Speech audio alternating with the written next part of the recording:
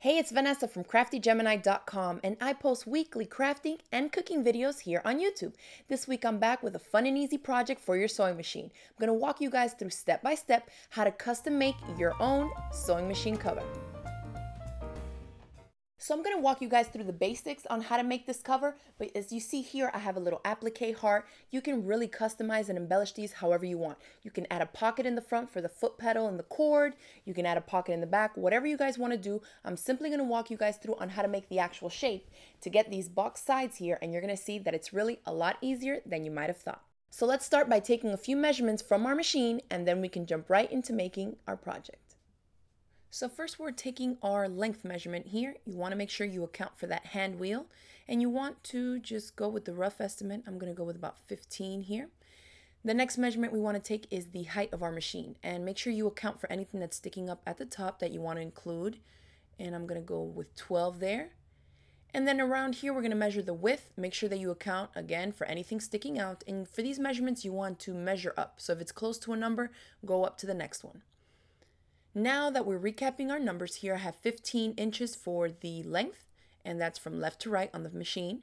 Then the height, again, was 12 inches tall. And for the width, we measured about 6 inches.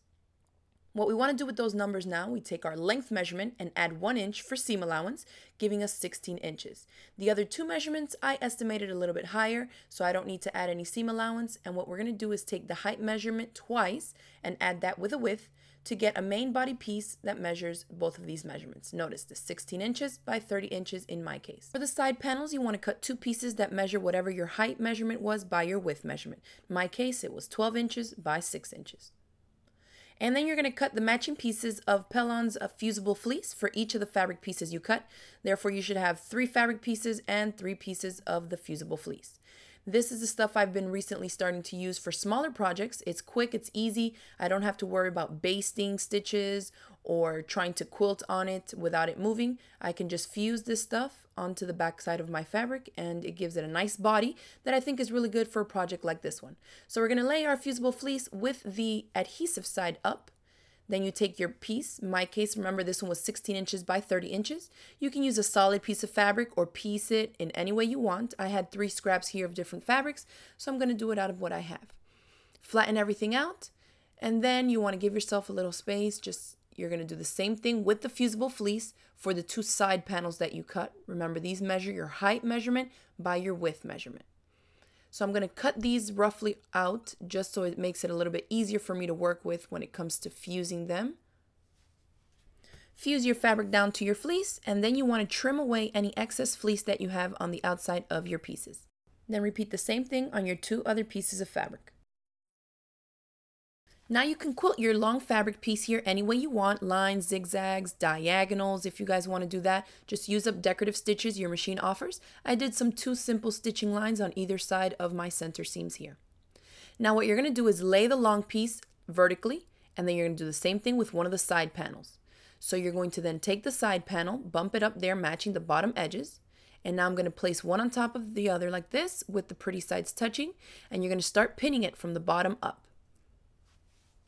When we get to the top here, what you're going to do is simply just turn this over, line up the 2 edges again, and place some pins. The corner for the first time might be a little tricky, but just lay it as flat as you can and place a pin there and continue to do that.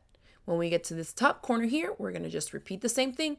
Keep pulling it across that long edge of your longer strip piece. Accommodate that corner there as well with a pin or 2. Making sure that the fabrics are as flat as you can possibly get them. And continue to accommodate that side so that the raw edges match up nice and neatly. Finish putting your pins, and you can see that it should match up nice and neatly with the exact measurement of your finished piece. Use a straight stitch and the edge of your presser foot as your guide, and stitch down 3 sides of that side panel. Once you start, make sure you backstitch at the beginning and at the ends of your lines. Go nice and slowly till you get to the one corner. When we stop to pivot at that bottom corner, we're always going to want to stop with the needle inside the fabric so it can hold our spot.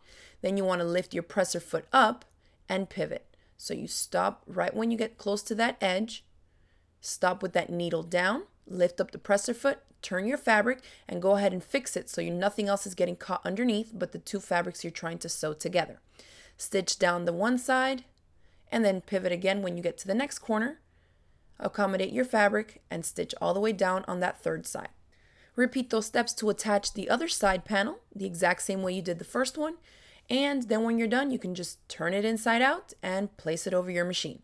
So you have a few different options to finish that bottom edge of your sewing machine cover. You can always buy some bias tape. You can make your own quilt binding, you can serge it, you can do a simple turned under hem, or you can even just zigzag stitch it. I'll link to some videos here if you guys want to go ahead and check those tutorials out and learn those new skills so you can try it out on this project. That would be great. I hope you'll consider giving this tutorial a try. If you enjoyed it, go ahead and hit it with a thumbs up below, and don't forget to upload pictures of your completed sewing machine covers on our Facebook page. I always love to see what you're making from the Crafty Gemini tutorials.